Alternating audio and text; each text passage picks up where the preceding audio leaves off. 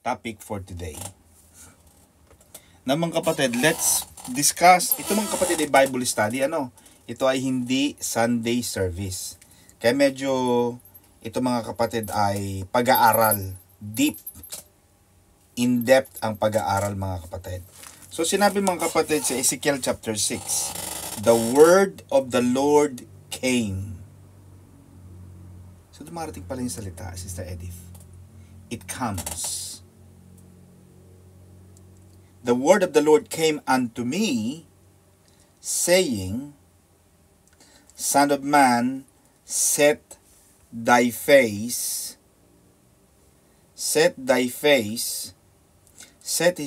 towards the mountain of Israel, and prophesy against them. Kaya mga kapatid, mahalaga ang huwag kayong susumpa.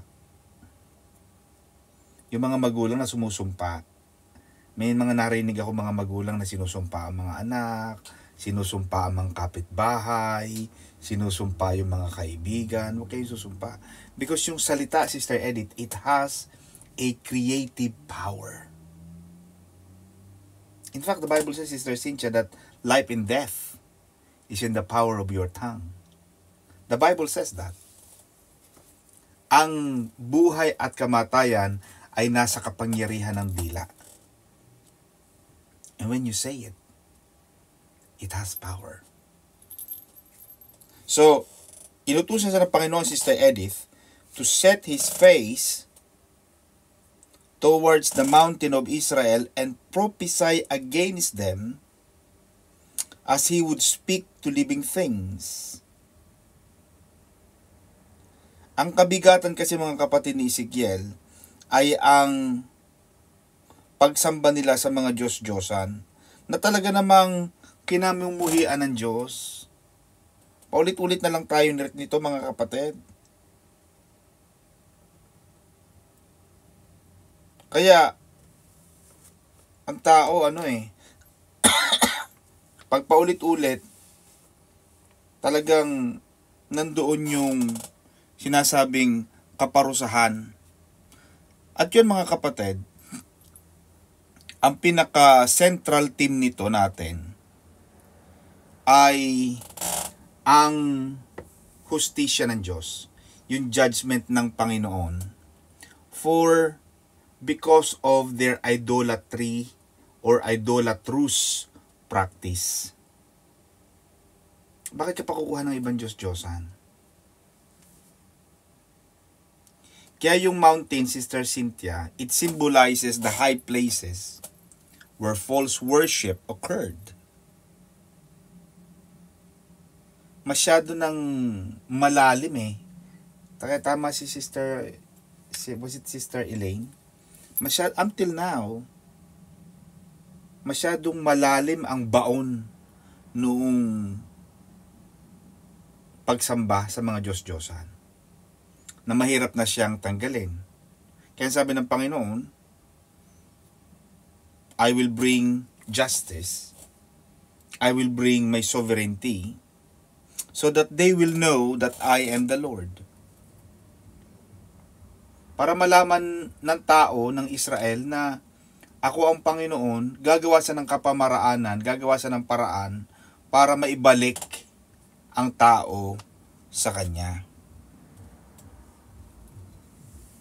Now, ano mga kapatid ang mga ipinagagawa sa ng Panginoon? I will bring a sword upon the mountains, hills, rivers, and valleys. Siya magdadala ng espada. I will destroy your high places, your altars will be desolate, your images will be broken, I will cast down your slain man before your idols. Mismong Diyos ang papatay sa mga tao. I will lay the dead carcasses of the children of Israel before their idols. I will scatter your bones around your altars. In all your dwelling places, the cities will be laid waste. The high places will be laid waste and made desolate. Your altars will be laid waste and made desolate. Your idols will be broken and cease to be worshipped. Your images will be cut down. Your works will be abolished. The slain will fall in the midst of you, and you will know that I am Jehovah. You see mga kapatid, these are the predictions. In chapter 6, Sister Edith, there was a prophecy. There was a prophecy kasi, hindi pa nangyayari eh. It is in the future tense. So sinasabi ng Panginoon kay Ezekiel, humarap ka towards the mountains. Humarap ka sa mga bundok ng Israel. At sabihin mo, he was being commanded, Sister Edith, to say something now that will happen in the future. So may prophecy. Yun ang tinatawag. Kaya ang prophet, they are the one who prophesy. They are the one who makes prophecies. Now, itong mga sumpang ito, Sister Edith, these are all predictions that were fulfilled. You will know that I am Jehovah. You will know that I am the Lord. So, it emphasizes that the judgment is not actually punishment, but actually it's a way of us, it's a way of God it's a way to bring the people back to God. Kasi kung hindi tayo mapapalo, kung hindi tayo masasaktan, minsan hindi tayo babalik eh, hindi tayo natututo. Kaya ayaw man ng Diyos yun, wala siyang paraan eh, wala na siyang maisip na paraan. Paano pa ba? Kailangan paluin na, kailangan parusahan na. And that's the concept of our prison system, of our penology. Yung mga nakukulong mga kapatid, they're not actually being punished. Dapat hindi. Kasi ano yun eh, rehabilitation dapat ang tawag dyan eh actually. To rehabilitate, for them to realize yung mga nagagawa nilang mali. Hindi talaga para parusahan. Dapat ganon. Sa UK ganon eh. Tama yung mga nakukulong, di ba may mga iPad pa nga kayo, di ba Sister Edith? Yung mga nakukulong, di ba may iPad? Ano gusto mo? Fish, beef, chicken, pork, vegetables. Sa Pilipinas walang iPad. Away ka talaga. As in, tanggal lahat ang social media. Sa UK iba eh. Hindi ko alam sa Italy, hindi ko alam sa ibang bansa, but I can only speak about what we have here.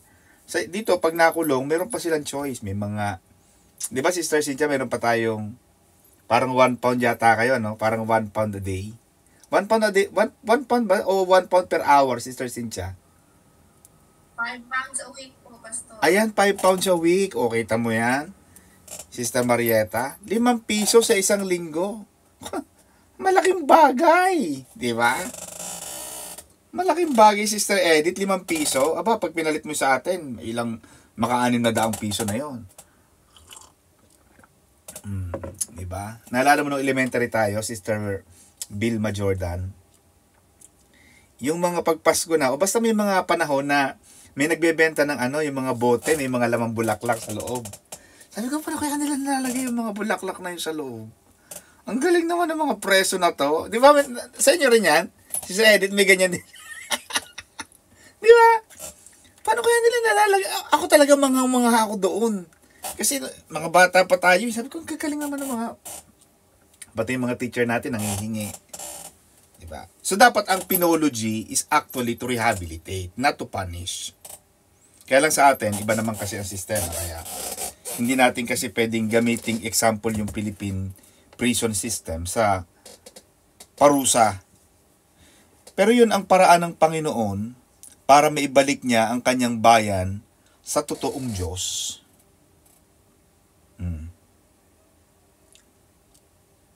And say to the mountains, hear the word of the Lord. Matindi yun. Pero mo, tagapagsalita ka, Edith, sabihin mo sa bayan, ikaw ang magiging spokesperson ng Diyos. Kaya pag nagsalita ang isang prophet, they don't speak coming from their own. When they speak, their words are coming from the divine.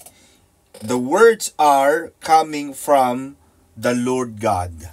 Kaya sabi, hear the word of the Lord. Kaya mababasa natin palagi, thus saith the Lord. Ito ang salita ng Panginoon. Ito ang sabi ng Panginoon ng mga hukbo. The Lord of hosts.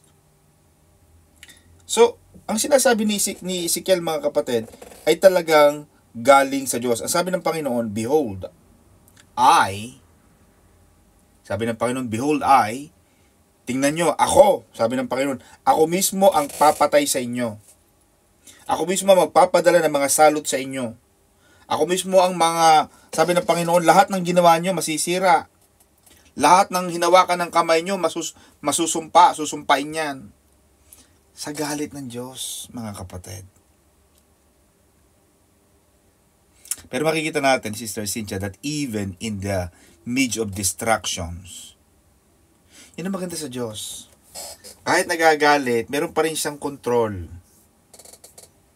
May mga tao kasi pag nagalit, giba ang langit, talagang walang ititira. Mata lang ang walang latay, sabi ng matatanda. Pero nagtitira ang Panginoon, Sister Feli. God preserves a faithful remnant.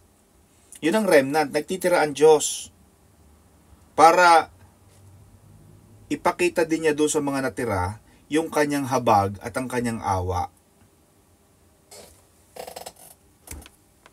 At itong mga natirang ito, itong mga remnant na ito, sila ngayon ang makakaalala ng pag-ibig ng Diyos. Sila ngayon yung makakaramdam na nagkamali sila, makakaalala sa Diyos na nagkamali sila, makakaalalang humingi ng tawad sa Diyos. Diyos din ang gumagawa ng lahat actually. Diba? Diyos lahat Everything is master planned. Everything is in the hands of God. Lahat planado, Sister Edith. Hindi mo kaya na iligtas ang sarili mo sa kapahamakan.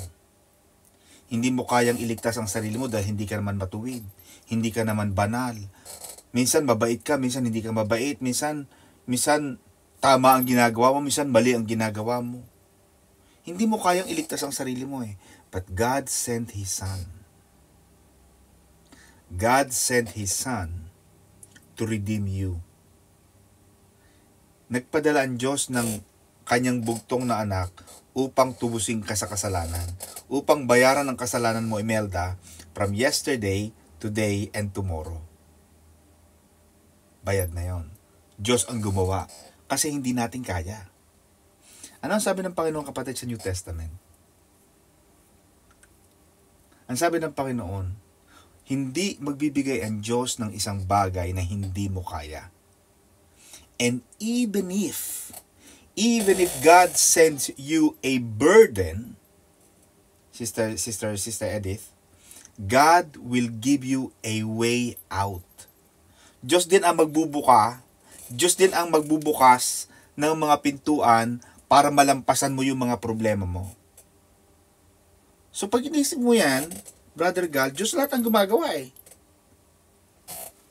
Let's talk about when Adam committed the first sin. When Eve committed the first sin, the first disobedience. Patay dapat sila nun kasi pinangako ng Diyos The moment kainin mo tong prutas na to, bunga ng punong kahoy sa gitna ng halaman ng paraiso ng Eden, ng Garden of Eden, mamamatay kayo. Sigurado yan. Pangako ko yan. Nung kinain nila, nilabag nila ang Diyos, Brother Gal, alam na ni Adan at ni Eva, ubut-ubad sila Pero sino ang humanap ng hayop upang tanggalin yung balat?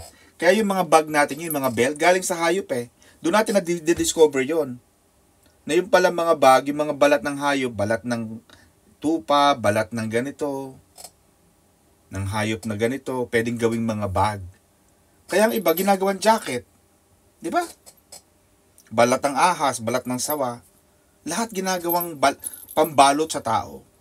Mapapansin mo, Brother Gal, that it was God the Father who killed an animal, take the animal skin off, and make it blanket to cover the nakedness of Adam and Eve.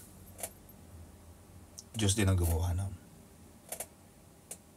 So it reminded Adam, it reminded Eve, and it reminded God that while the blood, there was a blood, Sister Edith.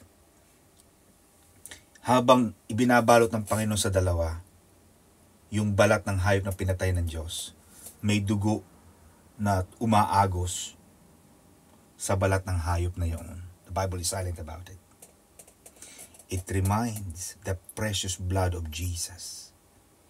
It was pointing from the very beginning of the Genesis. It is now pointing towards the coming of the Messiah. That one day, tama ang sabi ng Panginoon doon sa Ahas, ang anak ng babae na niloko mo, siya ang yayapak sa ulo mo. Siya ang wawasak sa bungo mo. When Jesus came, His blood paid for our sins. Diyos din ang gumawa ng lahat ng bagay. Diyos ang nagmamaniobra ng lahat ng bagay. Kaya, sino tayo? Sino tayo para magmalaki sa Diyos? Na parang alam natin. Leave it all to God. Just do your best. Do what you can do.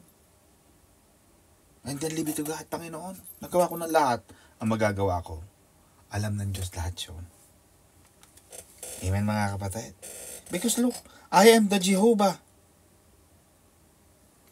They that escape will remember me among the nations, where you will be carried away captive, because I am broken with their worries heart, which has departed from me. Masakit sa Diyos yung Brother Gal. Pero mo, Diyos na nagdala sa kanila sa lupang pangako. Diba? Parang ikaw na gumawa ng mabuti, tas nung nagawa mo ng mabuti, ikaw pa naging masama. Normal eh. Diba? Masakit sa Diyos. Bakit? Saan ako nagkamali? Kaya ang Diyos galit na galit. Yung ginawa na ng Diyos lahat, tapos wala tayong pagpapasalamat, kasi yung pagmamahal natin sa Diyos, Sister Edith, yung pagsunod natin sa Diyos, Sister Imelda, ano mo na yan eh. Pagbabalik mo na sa Panginoon yan eh. Yan ang hinahanap ng Diyos, yung pag-ibig mo sa Kanya. Sabi ng Panginoon, you shall love me with all your heart. Ayaw ng Diyos nang napipilitan. Ayaw ng Diyos na, kailangan sunduin mo ako. Pag di mo sunduin, di ako atin. Eh bakit? Mga kapatid, gusto ng Panginoon, mamahalin mo siya ng buong puso mo, buong kaluluwa mo, lahat ng meron ka para sa Diyos. Pag binasa mo, Brother Gal, ang Ecclesiastes, the whole duty of a man is to bring glory to God. Pag nagkaroon ka ng ganong mindset na ang kabuuang obligasyones ng tao ay magbigay ng kaluguran at kalawalhatian sa Diyos, magbabago ang pananaw mo sa buhay. Kasi yun ang kabuuan mo eh. Ecclesiastes was written by the wisest man ever lived, King Solomon. And he said that the entire duty of a man in his whole lifetime is to bring glory to God. Kaya dapat ang lahat ng gagawin natin para sa kapurihan ng Diyos. Amen, mga kapatid. Kaya pag ang ginawa ng mga Israel, hindi nagbibigay ng kapurihan sa Kanya, pangbabastos sa Diyos, kasi pagsamba sa Diyos-Diyosan, pambabastos sa Diyos yun eh. Pero mo, may Diyos naman, nakakausap naman nila. Nagsasalita nga ang Diyos sa mga pamamagitan ng mga propeta. Bakit kailangan umabot pa tayo sa ganyan? Diba yung kasabihan, Sister Myrna Blair? Avoidance is better than cure. Diba? Bakit mo kailangan galitin pa ang Diyos? Kailangan mong may mamatay muna. Kailangan mo ng, I will bring sword upon the mountains, hill, rivers, and valleys. Maraming mamamatay. I will destroy you. I will cast down your slain man. Lahat maraming mamamatay. Bakit kailangan pa dumating dyan? Bakit kailangan nating panindigan kung totoo yung kasabihan na nasa huli ang pagsisisi? Ayoko niyan. Ngayon pa lang. Ngayon pa lang, magsisi na tayo. Huwag na nating subukan yung ganung kung totoo yun o hindi. Karunungan yun eh. Yung magsisi ka earlier, naku, pag ginawa ko to, magkakamali ako eh. Alam ko, ano to, mali to eh. Karunungan yun. Diba? Itong mga Israelita na to, hindi to marurunong. Kasi hindi sila nagsisisi. Paulit-ulit na sinasabi ng Diyos. There was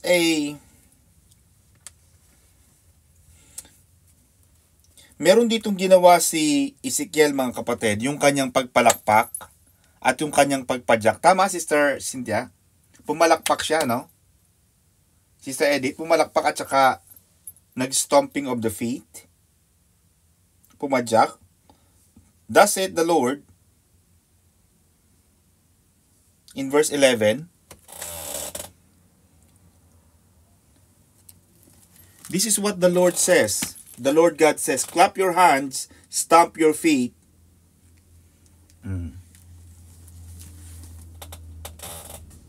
Ibig sabihin, mga kapatid, totoo. It emphasizes the certainty and the severity of the judgment. Natatandaan mo, may mga iba't ibang mga narinig ako mga pastor at mga turo o aral. Naalala mo yun, Brother Gal, na minsan inutusan ng Panginoon yung mga disciples. Mangaral kayo ng salita ng Diyos. Dalhin nyo ang magagandang balita, ang gospel, ang ebanghelyo, sa lahat ng mga lugar. At pag hindi kayo tinanggap, remember this, Sister Cynthia, ipagpag nyo inyong mga paa. Natatandaan mo yan? And the Bible said na yung alikabok sa bahay na hindi kayo tinanggap, yun ay magiging sumpa sa bahay na yun. May mga pastor na hindi naniniwala na ganun ang teaching Jesus. Pero parang relevant siya dito eh. Sinasabi kay Ezekiel na, clap your hands, stamp your feet over all the evil abominations of the house of Israel who will fall by the sword, famine, and plague. It emphasizes the certainty, yung kasiguraduhan. Hindi siguro eh. Because yung pagpalakpak niya, yung pagpadyak ng kanyang paa, it emphasizes yung certainty, yung kasiguraduhan, at yung severity, yung gravity ng mga sumpang darating sa kanila. Yun ang simbolo ng pagpalakpak. Amen, mga kapatid? Now, ano ang pwede natin pag-aralan ngayon, mga kapatid? Kailangan nating ilagay ang Diyos above anything else. Kasi may mga tao na ang Diyos pera. Diba? May mga tao na ang Diyos materialism, kapangyarihan. May mga taong mataas ang tiwala sa sarili. Wala ng Diyos. Ano din yan? Idolatry din yan. Yung parang hindi na Diyos ang nagagabay sa iyo. Yung parang mas may tiwala ka pa sa tao kaysa sa Diyos. Isang idolatry din yan. Hindi lang yung pagsamba sa Diyos-Diyosa na literal. There are modern slavery or modern idolatry rather, like materialism. May mga taong nakatingin sa kung anong meron. Pag wala ng Diyos, mainit ang ulo. Amen, mga kapatid. So ito yung sinasabi ng Ezekiel chapter 6. Mga kapatid.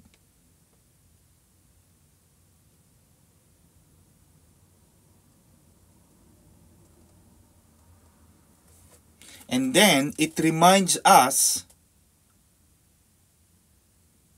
It reminds us na mga believers, mga kapatid, of God's call to holiness, of God's call to His discipline, na kailangan disiplinado ang isang Kristiyano. Maraming tukso eh. Talagang darating tayo sa ganyan eh. Pero, pinapaalalahanan tayo ng Panginoon na tayo ay mamuhay ng may kabanalan. Mamuhay tayo ng tama ayon sa kanyang iniuutos. Dahil pag nagkamali tayo, kaya ang sabi Brother Gal, imagine, I have a lights here. I have a lights here. Imagine, Sister Edith, ang isang taong walang lights, madilim eh. But the Bible says, Brother Gal, the Bible says that thy word is a light. That's why when God created the universe, Brother Gal, the Bible says in Genesis chapter 1 verse 2 that the universe is filled with darkness, chaotic, and out of order. Then God said, let there be light. God the Father was talking. When God said, let there be light, the light came out of Him. And then if you see the New Testament, Brother Gal, Jesus said, I am the light.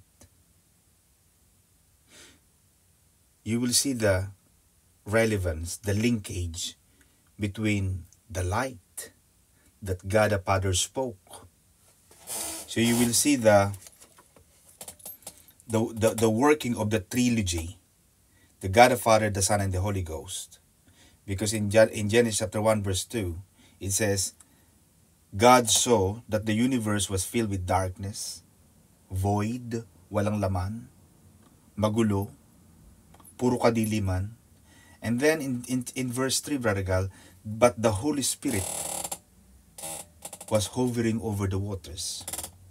Pag-alagala lang, Holy Spirit. Pinangangalagaan niya ang buong universe. But God the Father said, let there be light. Now, yung light na yung, Brother Gal, that's the importance of us reading the Bible. Because when you have the light in you, in your mind, pag may liwanag ang kaisipan, di ba minsan, may salita tayo minsan, sister, dyan sa Batangas na nagdilim kasi ang paningin ko eh. Di ba minsan may ganun tayo? Yung pagdidilim ng paningin ng Sister Cynthia, nag-brown out ka, kapatid. Parang pinatay mo ang ilaw. Mami, pakipatay nga ng ating ilaw, please. Meron pa akong props dito eh. Sorry ha. Yan. Oh. Imagine mo, Brother Gal, wala tayong ilaw. Diba? Kaya ang tao, nagdidilim ang paningin. Because they don't have the light of the Word of God. Kaya mahalaga, mga kapatid, ini-encourage namin kayo, lagi tayong makinig ng salita ng Diyos. Wala tayong pupuntahan, mga kapatid. Wala tayong laban. Saan ka pa naman pupunta? Kapatid. Ito nga si Brother Gal, nasa Inverness. Mami, thank you. Nasa Inverness, mga kapatid. Baka hindi nyo alam ang Inverness. Sa mga hindi nakakaalam dyan sa mga taga-United Kingdom, Inverness, mga kapatid, is the tip of an iceberg. Yan ang pinakadulong bahagi ng Scotland, mga kapatid. Yan ay nasa parang peninsula na yata kayo, Sister Brother Gal, to tama ba? Dagat na ang kasunod nyo eh. Wala nang, pag lumampas ka ng Inverness, Sister Cynthia, dagat na pupuntahan mo, baka Pacific Ocean o Atlantic Ocean. Hindi ko alam. Pero kita mo, walang hadlang. Amen ba, mga kapatid? Pag tayo hindi tayo nakinig ng salita ng Diyos, dumating ang mga problema. Kaya yung the parable of the wise man, yung the man who built his house upon the rock, and the man who built his house upon the sand, the word of God yun, Brother God. Kasi yung lalaking nagtayo ng bahay sa bato, yung taong laging nakikinig ng salita ng Diyos. Kaya ang sabi ng Biblia, Brother Gal, Hindi lamang sa tinapay nabubuhay ang tao. Because, sabi pa ni Jesus, but man shall live by the word of God. Kasi yung word of God, Brother Gal, John chapter 1 verse 1 says, in the beginning was the word, and the word was with God, and the word was God. So yung word of God is actually God.